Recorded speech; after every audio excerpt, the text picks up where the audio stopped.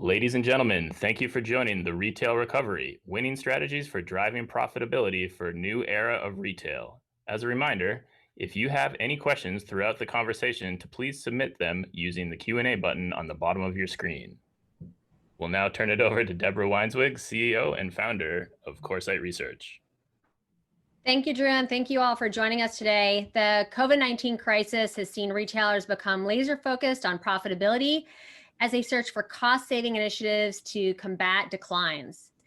In a report released in September of this year, Coresight Research and Coresight, and working very closely with LogicSource, we really kind of dove into this not-for-resale topic.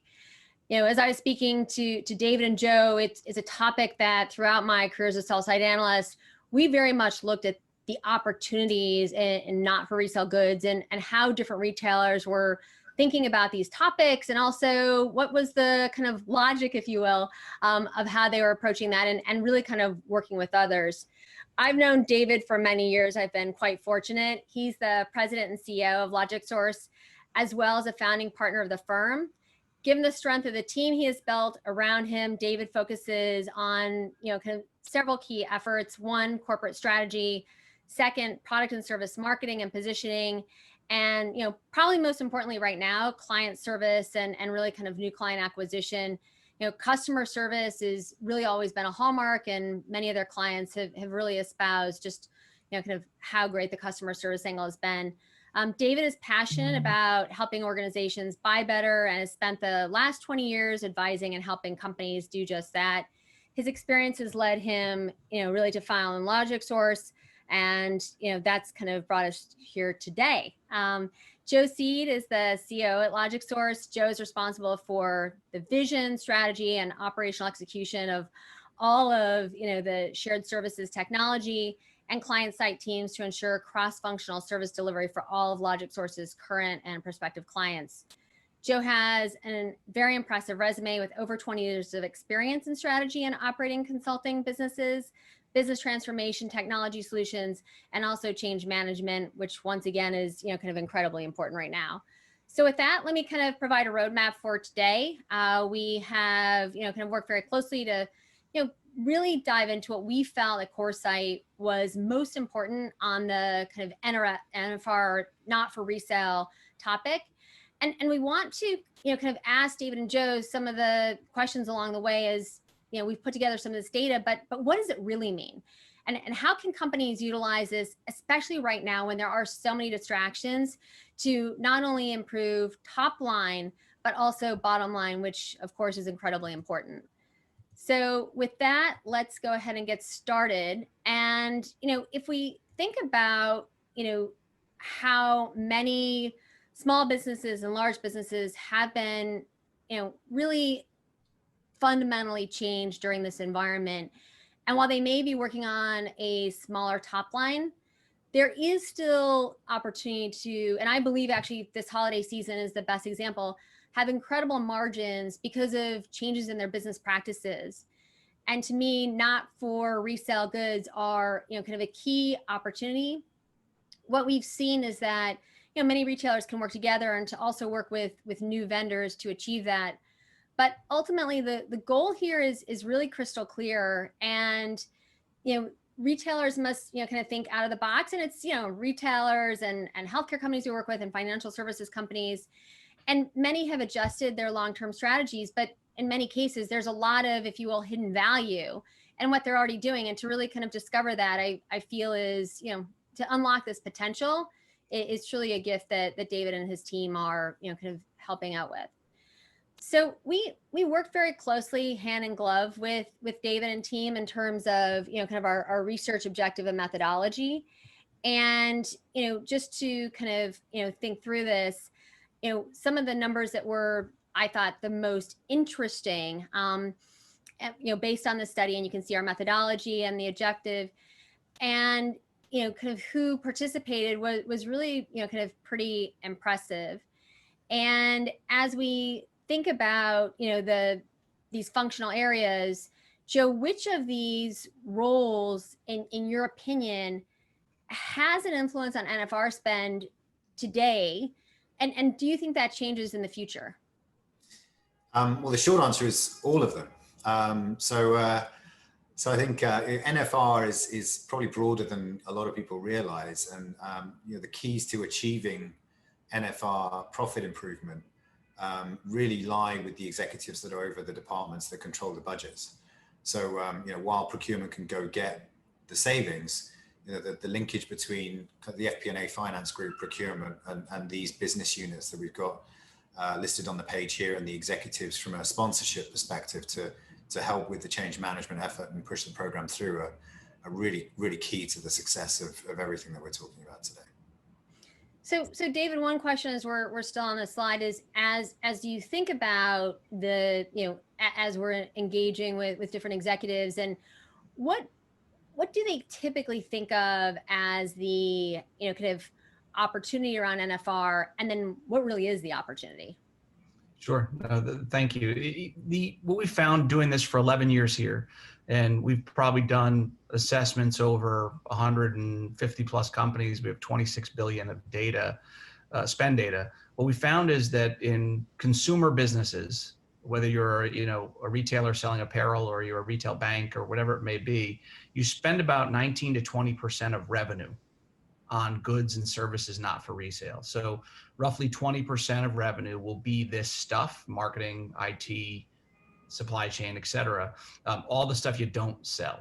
And what we found is there's a 7 to 14% cost reduction opportunity within that. Now, there's some things that fall off that are hard to go attack, like taxes, and it's hard to take away some of the board comp or charitable donations and things of that nature. But it's a pretty safe bet that you're going to have between 15 and 20% of revenue that you should be able to drive 7 to 14% efficiency on. Those are some impressive numbers. And once again, David, if you can talk about, one of the things I've thought is the most interesting as we have thought about this opportunity, and how retailers can understand the magnitude, right? As you kind of meet companies and kind of hop in with an audit, what as retailers, and once again healthcare companies and financial services, they're thinking about this, right? What is usually their biggest aha? It's funny. It still surprises me today. Companies big and small, some that you would assume are incredibly mature, still have a hard time really putting their finger on what they buy, who they buy it from, and how much they pay for it. So it's still surprising that just a multi-tiered taxonomy of what they spend by category is elusive to a lot of our clients still. So believe it or not, that can still be quite a big aha. I think the other thing that that a lot of our clients are surprised by is how distributed they may be buying. That even in a large enterprise, they're not taking advantage of their own group-wide leverage. They're still kind of slicing the bologna, if you will, too thinly across the enterprise. And I think that's always surprising, that there's some money just literally lying on the floor, even after they might have spent money with consultants or done a bunch of RFX events. I think that's always been quite a big surprise to our clients. One, how little they knew about what they buy and how much they pay for it, and then how fast some of these savings opportunities can matriculate to the bottom line. Yeah, I mean, I have to, right, as we look at this slide and kind of, how we define this idea of kind of goods not for resale, what we found at Coresight on various engagements that we've had the honor to be a part of, even, kind of just simple things sometimes in terms of, subscribing to data, or, other kind of internal, insights and information aspects, right, is right, every kind of division, or every kind of especially if their companies are global, different regions have different subscriptions and whatnot, and the opportunity, right, to really save can be exponential, let alone anything around kind of supply chain and technology, where there may be, right, in the same organization, and sometimes, right, different organizations, different geos have different names, and so even the kind of technology company, let's say, whom they're subscribing to, they're not aware of it either. And so I think that sometimes those are, to me, as we've been involved, it's like, it's amazing. Just like this found money, right? Absolutely. I just had a phone call earlier today where we had a large supplier that had 15 different contracts with a large retailer, and they didn't know they had 15 different contracts. So, just consolidating all that creates efficiencies on both sides. And then Joe, as we think about these, kind of different buckets of spend and, kind of different areas of the organization, where do you find is usually the greatest opportunity? I think there's opportunity across the board, I would say, out of the gate. I think, what we typically find as we go into companies is that the procurement function generally is trying to do more with less. Let's say in terms of funding. So the ability of that function to get out, spend and drive profit improvement across these different areas is obviously sort of limited by the bandwidth that the resources have within the existing team. So typically, areas where we find additional value are, I'll take distribution logistics, for example. Often just because of the changing nature of that market, and particularly at the moment with everything that's going on with e-com fulfillment, there is risk and opportunity in terms of value that procurement can add, and even just extra arms and legs from procurement to go run bids in some of the transportation modes like small parcel or less than truckload or ocean air freight.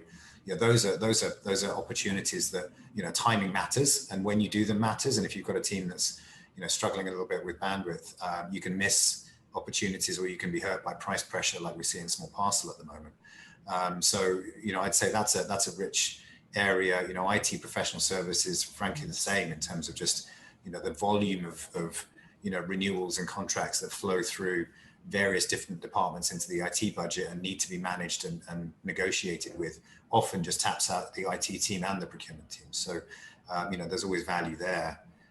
Dave, I know kind of marketing is a favorite area for us in terms of how we've been able to drive spend reduction, even in sort of base media spending and everything in between that and the direct mail campaigns. You find sometimes in marketing, is there duplication within an organization, or is that what they're spending can be more efficient, or both? Some of both. So I think again, Dave made the point around kind of multiple different touch points for some of the bigger providers out there. That's true also across departments, right? So often we find marketing teams are going out and bringing in MarTech, new contracts and new providers and new technologies to reach customers in new ways. But that gets handed to IT, who are then kind of negotiating the contract without the full picture. And if there isn't a procurement function in between to help manage that and join up the dots, then opportunity goes begging frequently in those contracts, just because the proliferation of them at the moment in the market is pretty big. So trying to keep your arms around everything is often a challenge in those areas. And a few more questions while we're on this. David, as we think about companies that operate in multiple geographies, how does that kind of exacerbate some of these challenges, but also drive more opportunities? We've seen that companies over time, with no bad intentions, can start to build supply chains in and around their various operations, which makes sense. They've got suppliers in their market that it's easy. They can come right over and service them. But what we find is that can oftentimes lead to a lot of localized buying, which again doesn't represent the overall group leverage that organization can use, that power they can use in the market. So it can create distributed buying and dilute the value of their overall buy, and therefore their ability to drive market rates across their enterprise. So that's probably the biggest opportunity we see when they're in multiple locations. Mm-hmm. And then that translates into this slide where, as we think about, the current pandemic, and with not only much of staff being distributed, but how does that then challenge, not only some of the decision making, but the kind of ability for companies who are oftentimes, right, it's the water cooler chit chat in terms of maybe making some of these decisions, but this idea that you have multiple touch points, whereas now it can be more challenging to make decisions. And, that's kind of, I guess, Joe, I'll ask you that question, then I have a follow on to that. Yeah, I mean, in terms of decision-making around kind of unifying spend, usually the function that's bringing departments together, we have obviously a biased opinion on this, but it is the procurement function that's acting where, for example, you've got, a big technology vendor that might have multiple sales reps selling in to different departments independently of one another. There's no necessary reason why those departments would talk to each other unless someone's looking holistically at the spend with that supplier across departments and saying, hey, did you know you've got 153 licenses with this organization, all at different price points, and no one's kind of brought them all together into a more strategic, company-wide conversation with that vendor. That's a pretty frequent situation for us in terms of coming in and joining up those dots, either domestically or internationally. What we see internationally is often procurement's on a journey, if you like, in terms of addressing NFR spend. And in our world, it's often more established in the kind of North America, Latin America region than it necessarily is in some of the other parts of the world. Europe obviously is another base, but it's kind of growing. So it's trying to get traction, have conversations with business unit leaders in different cultures and different geographies, and kind of bring them into that strategic conversation that requires usually some help and some support and some sponsorship from the executives who lead those functions internationally. That's very helpful. And then David, as we look at the other numbers on this page in terms of, the impact that the pandemic has had around, the company's financial health, and we've already seen unfortunately unprecedented bankruptcies in the retail industry. Are number one, as you're speaking to different retailers, are they more receptive? And or number two, are they already like, this is absolutely a challenge or a problem we need to address? What's the fastest, kind of path to, to getting there? What are you finding, or how are the executives you're talking to thinking right now? I think that before COVID, we could meet CFOs that would say something akin to, maybe we're just doing too well for you guys right now. We don't need to take cost out. I think everybody is probably in the same boat, that they know they have to. Even if you are an essential retailer who might be year over year up in terms of comps, you're going to have to try to figure out how to maintain that going into your next fiscal year, especially if you're public. So I think everybody, whether you were shut down for a period of time or you were deemed essential, you've got to create a culture of efficiency, and you have to do it now. So I think the market is opened up a lot wider for cost reduction. I think also culturally, all of us that are running companies, no matter what industry we're in, are trying to fire and furlough as few people as humanly possible, and bring them back as fast as possible, and keep our companies in a position to thrive coming out of this. I think all of us running businesses of any kind are also trying to figure out how to make COVID just a 1-year problem and not let it become a 20 and 21 problem. So, attacking, NFR is a better way to keep your business efficient than attacking your people, who are your best asset. We want to keep our people employed. So if we can do smarter things around our supply chain, then we should. And whether that's normalizing our payment terms across a more reasonable payment term structure, or it's negotiating more aggressively, or attacking operational efficiencies. Do we all have cell phones? Should we go to bring your own device? Do we have district managers in cars? Should we go to a Miles IQ card and just reimburse, gas? Those sorts of things that folks are looking at to get more efficient, while they're also trying to figure out how to compete, because the internet is booming faster than ever because of COVID. So how do they move to e-com quicker? How do they compete with the turnaround times of the likes of Amazon and Walmart? And how do they fund those initiatives? So I think COVID has created a really interesting environment for all that. And the last point I'd point out on your last question is our sourcing and procurement colleagues have, with very limited examples, still been in a position of managing through influence, and working from home has made that harder. They can't walk down the hall. So rogue spend has the opportunity to increase because we can't walk down the hall. And COVID has moved markets. So if you did an exercise with your favorite consultant 2 months before COVID, it's worthless. The market moved. So you got to do it again. So it's just I think really a perfect storm of, opportunity to go attack this area. Well, the other interesting thing that, both David and Joe, you brought up is if we go back to kind of early 20 and, sustainability was definitely, not only was Wall Street very focused on the topic in terms of where to invest or not, but, this idea that there has been kind of a greening and, just kind of reconsidering spend and how to allocate. And it was just, kind of the right thing to do. What we've seen, let's call it in the back half of 20, and I think it'll get even louder in 21, is this idea of sustainability for profitability's sake. And so much of what you're doing, right, is this whole idea of, right, you're helping companies be more efficient in what they spend, ultimately more sustainable. And then you're ultimately driving the bottom line, which I think from an investor perspective right now is really top of mind. And it just kind of checks so many different buckets. As we look at what's kind of driving some of these challenges for retailers and considering kind of how they kind of ended up in this situation, those who've seen kind of the some of these critical financial situations, Joe, as you look at the slide, how do you think about profitability impacts and what they could do to really salvage some of the profitability?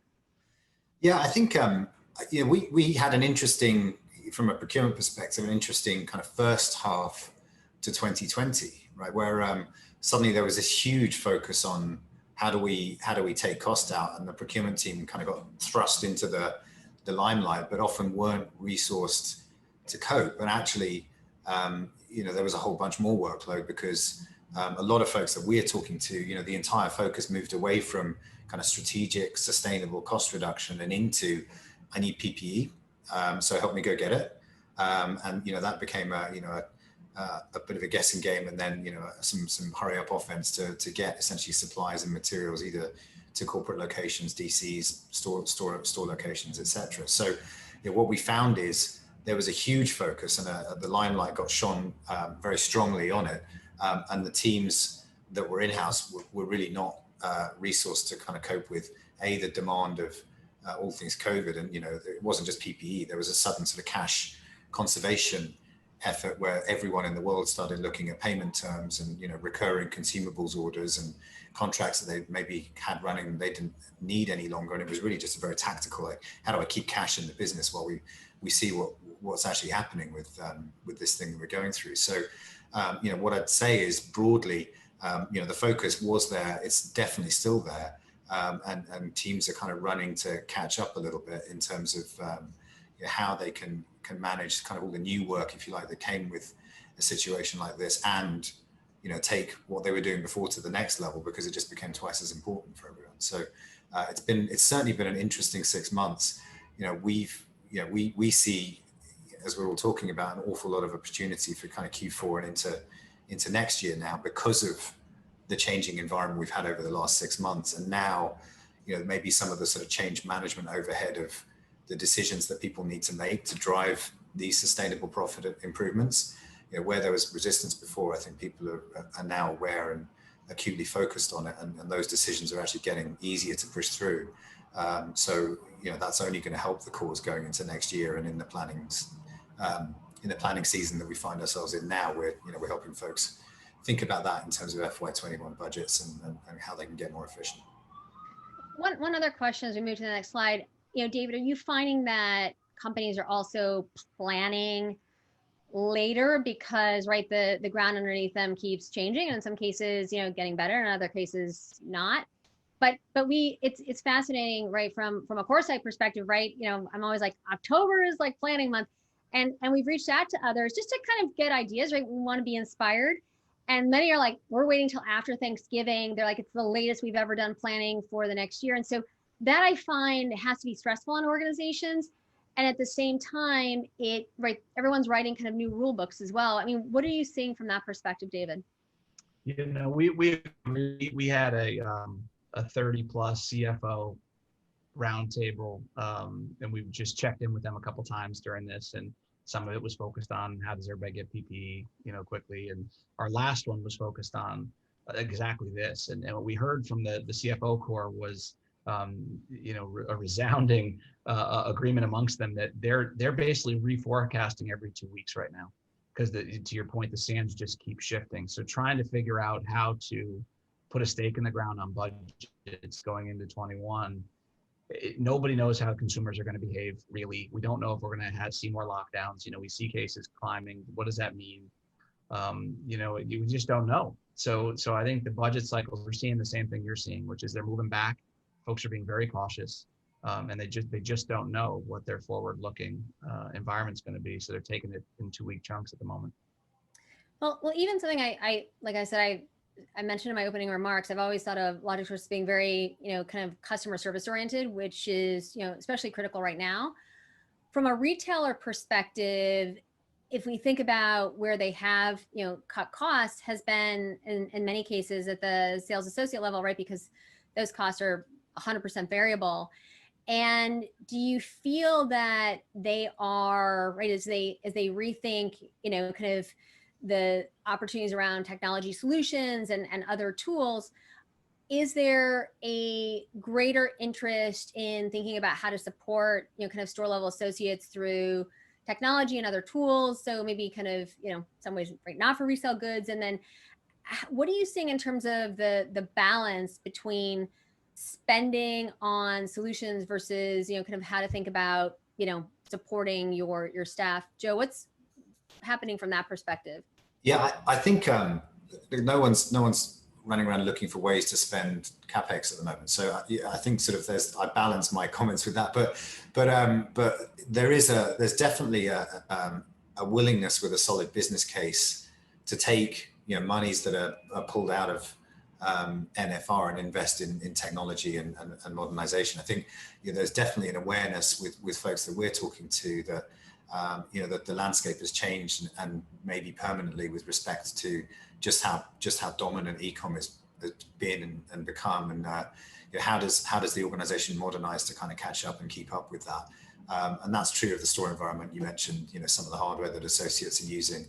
You know, think about a cash wrap, right? If you can only put you know, a checkout one every other cash wrap, and suddenly you've got, you know, twice the length of line in the store as a result. You know, how can you think about getting kind of iPad technology into your associates' hands for, you know, busting queues while people are waiting? You know, those are all challenges that you know, folks are trying to grapple with. And I think the main way that, you know, we've kind of helped or been involved in terms of servicing that is just finessing business cases and running analyses and scenario planning and numbers around, like, this is the return or this is the customer experience. But I would say that, you know, there is definitely you know, interest from our customers in those kind of tech and modernization projects, just because of the shifting sands of the last 6 months. I mean, that's a very interesting point. We've started to hear, and David, maybe you have as well, where, you know, those retailers who are kind of physical first, what they're finding, and some of it is, you know, as Joe mentioned, the idea of queuing and whatnot, and you know, kind of maintaining the proper standards with regards to, you know, kind of the amount of consumers in a store at any given moment. What we're starting to see is they're now having 2 outposts in a mall. And once again, a lot of that they're needing to add in, you know, kind of new technology, whether it's contactless, wireless, whatnot, you know, kind of, and just the ability to be incredibly agile, right? If you can reduce some of this kind of NFR spend and then, you know, kind of rethink your business model, it's this business agility. David, what have you seen, and you know, kind of, is there, if you were to kind of, I'm sure you have many pearls of wisdom, which we won't be able to get to all of them, but, you know, what are you seeing in terms of, you know, retailers repositioning or rethinking for the holidays, and, you know, what's a pearl of wisdom that you can shed our way? Yeah, I think, you know, we're seeing a lot of confusion and, as you put, a lot of testing. They just don't know what the consumer's mindset is, and it seems to be moving constantly. So I think, as you pointed out, you know, they're trying to figure out how to keep their employees safe and how to keep their customers safe. And people are, emotions are very high, especially in the United States right now. So they're also trying to avoid huge social media backlashes if they don't get something right. Where someone feels like, employees didn't have masks, or there weren't enough cleaning stations, or there wasn't enough separation at the registers and things of that nature. And so I think we're starting to see, we have one brand in particular, a very large retailer, who's thinking about creating for the first time ever much smaller stores for certain product lines, so that they can separate their consumers out from certain types of purchases to other types of purchases. They are an essential retailer who's been open for this whole duration, and they're thinking about creating specific small pop-up stores, so a segment of the buy can be done in a smaller environment in more localized markets. So I think there's a lot of that going on. E-com is ramping up like crazy, but it doesn't take the place of the physical sales. So the amount of money that's being poured into e-com isn't coming back at the same margins that the in-store stuff was. So I just think there's a lot of testing and not a lot of yet confirmed answers, which is why figuring out how to attack these categories of spend to fund those things they want to test is so critical. And I have to say, this to me, we've spent a lot of time thinking about sourcing, procurement, supply chain, right? New supply chains, digitization of supply chains. And right, when we look at, the impact on, kind of business models in this environment, we've heard, and it's fascinating, even right, this kind of 41% number, we've heard some retailers have, kind of increased, right? They're looking at more suppliers, because, right, if one can't get it, another can. Others, on the flip side, are going to fewer, because they're like, if we put more of our eggs in one basket, we'll have better success. So I think also too, right, this idea that there is a lot of, right, which path do I take, right? Do I go left in the road or right in the road? That is unlike anything that we've ever seen. I mean, outside of diversity of suppliers, where are you finding kind of the greatest impact, Joe? Yeah, I think it's been an interesting 6 months. I mean, just to pick up on that last point, I mean, taking okay, let's go move into e-com.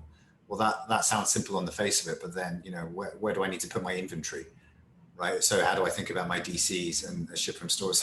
So there's an awful lot of additional work that needs to go in terms of what people are thinking through, and supply chain, et cetera, with that. Looking at some of the curveballs that people have been thrown, I think what we see on the screen here are some good examples, where we may have been focused on consolidation, strategic relationships, and kind of volume rate savings. Suddenly you've got this situation where at the beginning of the year the hot topic was where are my goods and services coming from, and how do I look at tariffs for those that are coming in from offshore, which is a not inconsiderable proportion usually for a retailer of their NFR spend. And what does it mean to where is the kind of certainty around what's going to get tariffed, what's not, where is it going to end up, and should I really make a move into a different geography? Everyone was sort of getting their heads around that when suddenly COVID hit, and the world got turned upside down. But the problem didn't necessarily go away, and people still need to work on it. And then, obviously more recently, there's been a light shone on, how do I think about a diverse panel of suppliers and the folks that I'm working with, and kind of improving there. So, I feel like there's a sort of snowball of additional things that people are needing to think about that may in the past have been, okay, I can put this on a plan and a roadmap that goes out a period of time. That luxury doesn't exist today. It all needs to be done now. So, in terms of kind of what people are dealing with, I'd say it's kind of everything you see on this page plus more all at once. That's been the characteristic of it, instead of maybe more of a, these are the things that we need to do and fund over a period of time that we could actually manage to. That's been the biggest characteristic. No, I think you're absolutely right. And what's, kind of been really interesting, David, to me, this is the one of the more interesting kind of slides and data, right, is where are we seeing, kind of steps taken now to, kind of, I mean, at the end of the day, right, the goal is to keep as many people employed as possible with the kind of least amount of pain. And where are you finding, kind of these steps? So, there's many listed here, but what they, if we're at 30%, let's say invest in digital technologies, I mean, that seems pretty obvious. But, this kind of making changes to travel and expense policy, where are you finding that companies are focused, and where should they be if we just kind of look at this list? Yeah, I think that what we're seeing is a lot of businesses are going after the furloughing of employees, cutting things like 401k matching, cutting health benefits and that sort of stuff, which is, really hard culturally. Yeah. But it's, so I have to be careful the way I say this. It's easier, the hand-to-hand combat of going in and changing your payment terms with what could be 5,000 suppliers is harder.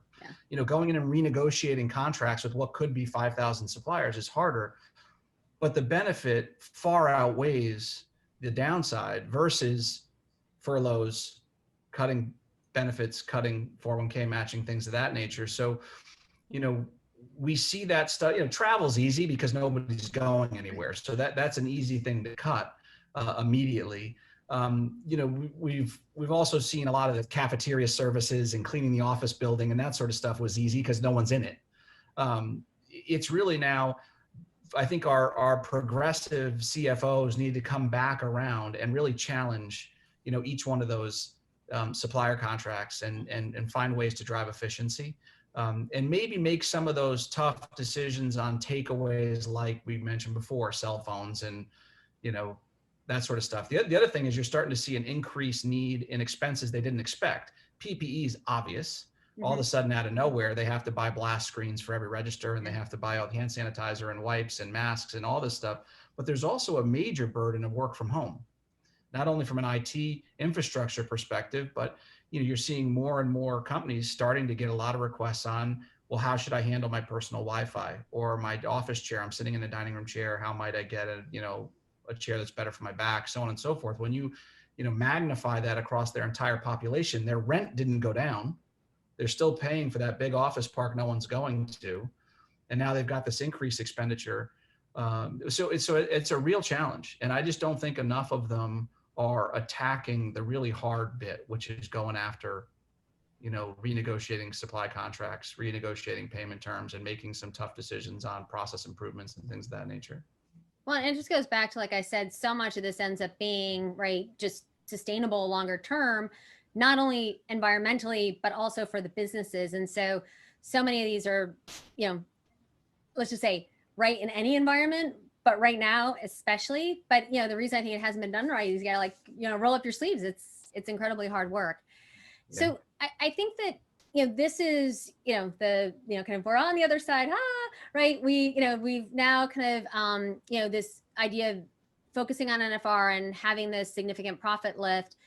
Joe, where do you find the, kind of from a profit lift perspective is, when companies go in and you're sitting down with the CFO, what is their kind of expectation? And then, kind of where do they typically, are they thinking we're gonna end up with 1% and oh my gosh, we end up with 5? Do they usually underestimate the impact or overestimate, and how do you kind of get everything back in line? Yeah, it's, I guess just guardrails for kind of how to think about it. Dave mentioned usually in retail CPG, you're looking at sort of 20% of revenue being NFR spend, and, obviously sort of, half plus being immediately addressable. And then we've got that kind of 7 to 14% range. Normally it's sort of within that, around an 8 to 11, depending on the organization, what they've done before, and the environment that we usually walk into, is the savings, if you like. How that matriculates to profit improvement then is often a kind of how well joined up is the end of the procurement process with the beginning of the FP&A and budgeting process. But usually I would say it's underestimated in terms of the value that can be brought. And we often come back with the actual numbers and the business case to the finance organizations, and there are some raised eyebrows in terms of sort of how much, how quickly. As Dave mentioned, the flip side of this is we're always asking for sponsorship and support to push these programs through. So today's landscape is easier for that kind of initiative than perhaps it was pre-COVID. But I would say broadly, folks that we talk to and show the kinds of projects and just the volume of different things that can be done within the NFR space, they're surprised, A, at how broad the scope is and how many different levers there are to pull, and then B, sort of how much can actually be generated, how quickly by doing it. No, that's so. I mean, I think that, as we, kind of put our heads, kind of collectively together, but, based also too on what we've done historically at Coresight, looking at kind of number one, right, is absolutely reevaluating supplier relationships. And not only, right, what we've seen in many organizations is that they're doing the same thing with many suppliers. And so not only is it inefficient, but, many people, and we do find this oftentimes too, when there's, whether it's geographically diverse, domestically or internationally, it just can be challenging. And maybe there are suppliers who not only are less expensive, but have better outcomes, which are critical. And then secondly, of course, streamlining internal processes and operations, that, kind of goes without saying that, the more that can be done there, not only kind of near term, but longer term, from how the organization operates, but also how they think about, kind of potential outcomes. And then, lastly, reviewing and updating, kind of non-sales, product specifications. I remember sitting with the CFOs, once again, as a analyst, it was fascinating to see how they were doing reverse auctions. And, they were looking at things that, you wouldn't have thought about, but right, like rolling racks and hangers and other, kind of products in terms of, significant savings. And so, this idea that there are, kind of, and we actually, just going to the Q&A, we did have, and David, I'll let you address this, but we did have a question in the Q&A from Jack, and the idea was, I'll paraphrase it, but to get started, what are some of the greatest challenges that an organization faces to, kind of really address NFR and then make decisions? So, right, you can serve up ideas, but then actually making some of those hard decisions, how does that work? And, kind of who in the organization are the, kind of key champions or stakeholders that can make that happen?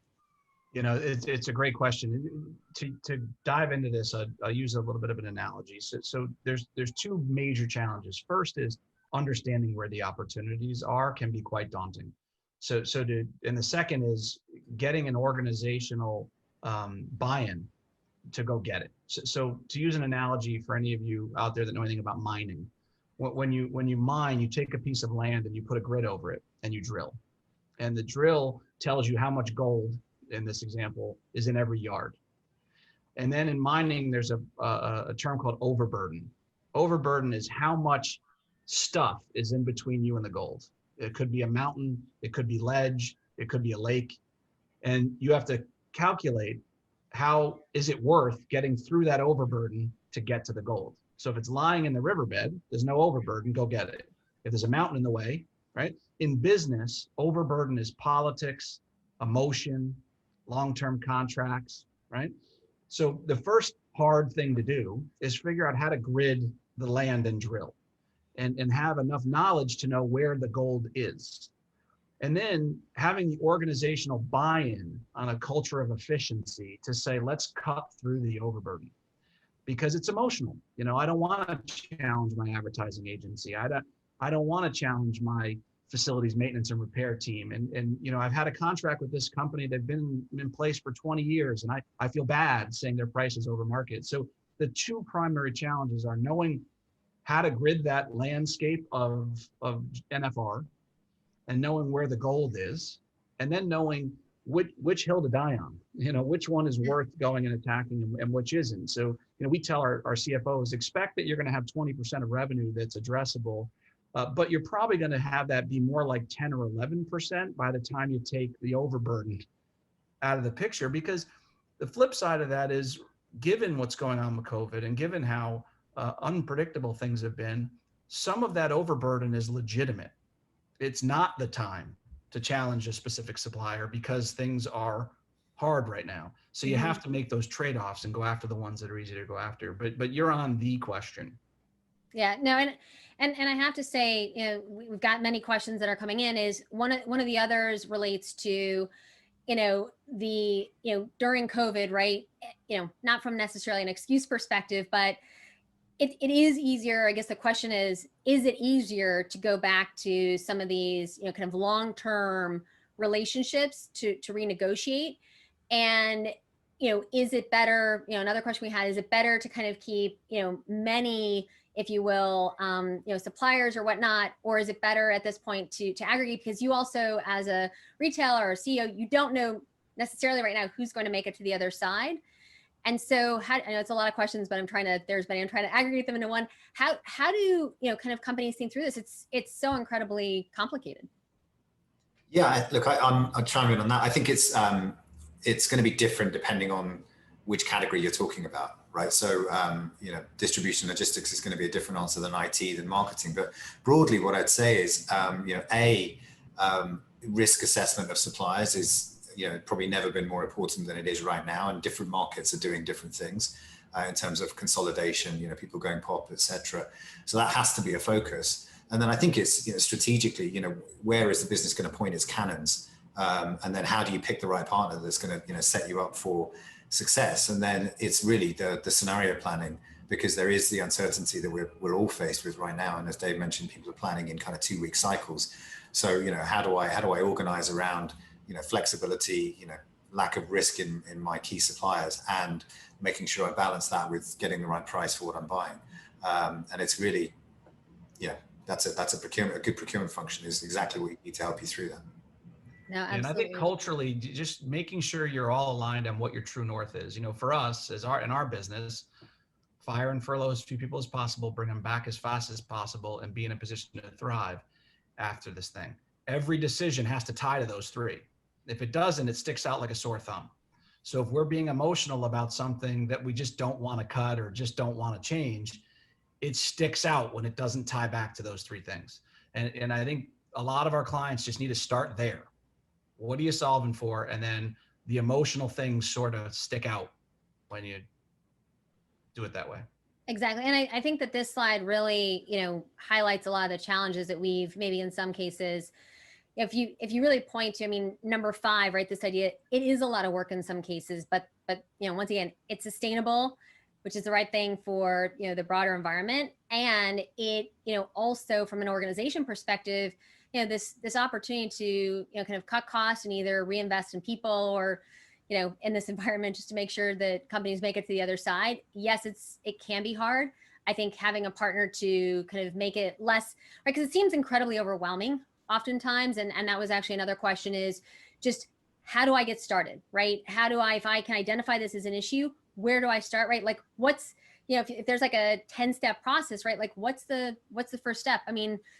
David, as you're talking, right, because I'm sure sometimes people they're not aware it's a problem. Once they identify it's an issue, how do you get started?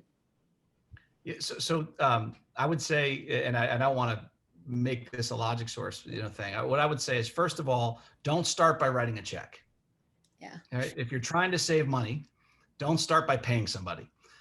There are firms out there that on their nickel will do that grid over your, and the drilling, and show you where all of your targets are. And if they're worth their salt, they'll also give you a lot of IP around where the emotional things statistically are and where the unemotional things are. And from there, you've got to bring it to your leadership team and bring them all around the table and say, here's the opportunity that we can drive to take out costs of the business. Here are the ones that should be low emotion. Here are the ones that are high. Can we all agree we have to do this? And then how you go and attack it, there's a lot of information that we can provide around how big your organization should be to attack it, or what kinds of firms you should use to go attack it. But I think it all starts with, you've got to understand the size of the prize, number one. Number 2, you've got to get your leadership team to buy in that we're going to go get this. And then number 3, there's 5 or 6 different ways you can go get it, whether you do it internally or with a third party. Joe, do you? Yeah, no, that's incredibly helpful. And then Joe, here are key takeaways, but do you find that there are these kind of unexpected sponsors within organizations, and oftentimes who are they? And, and what's the, is it oftentimes they've seen this as an opportunity, it directly impacts them. Who are these kind of, if you will, sometimes silent champions, and how do they, kind of bubble up to the top? Yeah, look, I think it's the backbone of all of this is finance, right? In terms of a champion, a sponsor, for obvious reasons to push this through. I think it's then about the value that you can bring to a departmental lead, right? Be that marketing, be that IT, be that supply chain, distribution, logistics. Really, it's down to how willing those folks are to partner and perhaps move out of their comfort zone a bit with suppliers they've used for a long time, or models that they've deployed for a long time. We have found often a lot of value between sort of marketing and supply chain, for example. The two departments that I would say pop into mind immediately, just because of the amount of change that's frankly just going on in both of those areas now. IT is the same. So I think when you've got a partner who's really going through a lot of change in their area anyway, and then someone who can come and help them think through that and perhaps find money to invest in new things to modernize. That's a good relationship with some give and take around why to move forward in terms of profit improvement, but reinvestment as well. I mean, I think that this slide really, as we conclude, we covered a lot of ground in a very short period of time. And right, this idea of, kind of what are the opportunities, how to address them, who owns it, this idea around sustainability. And, I want to throw out one last question, which we also got from the audience as well, which is number 6. And someone asked, it was Ethan. So thank you, Ethan. I've identified some of these on my own in 2020, right? I've been concerned about you don't want to, it's like whack-a-mole. You don't want to raise your head and say something that somebody doesn't like, right? And so there were several questions on this, but I think Ethan asked it, very pointedly, was how do I address this within the organization while at the same time kind of, protecting, kind of my role, and I don't want to ruffle feathers, right, in an environment where there's already a lot of, kind of challenges. So how does somebody, right, the see something, say something, how does somebody kind of, step up, kind of wave the flag, and, how do they kind of go in with confidence that they will, be looked at as a hero versus, someone who's a squeaky wheel?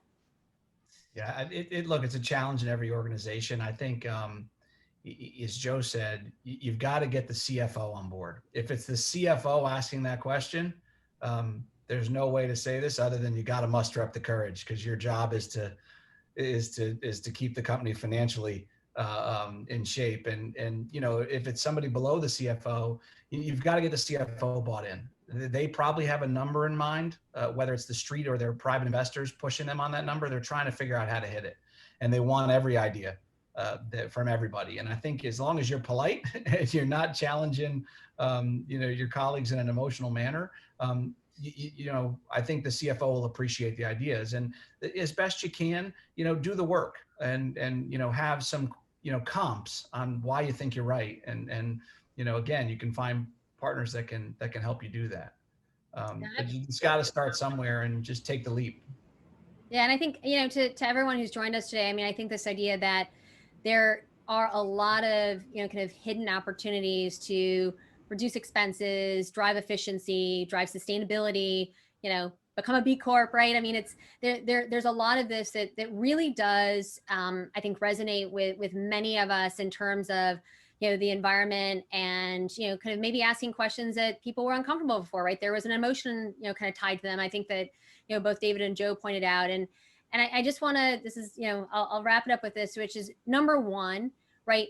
Coresight has done a lot of research on this. We've done it for clients. We, have kind of partnered here, but it's also, as, for myself, as somebody who's spent time, kind of working inside of organizations, the opportunity is significant. And we know that, kind of focusing on it can, kind of deliver significant bottom line, but having very focused and clear strategies, because we've also been part of, right, where you've got people running in different directions, and, the ability to get it done and get it done quickly, and to kind of aggregate a lot of this thought process and this energy and, the excitement, because it is hard. There's no kind of doubt about it, but the rewards can be significant. And, I want to just, kind of, mention and leave with this one thought. If we all kind of work together to think about this, right, it can really change the health and the path of many retailers right now.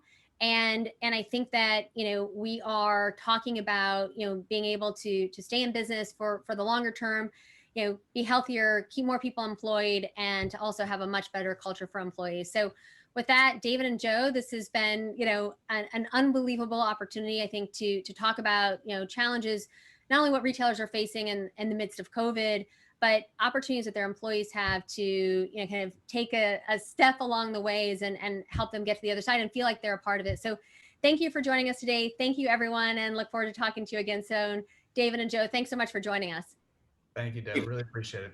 Thanks to your team. Thank you. Take care and have a great day. Bye-bye. Bye-bye.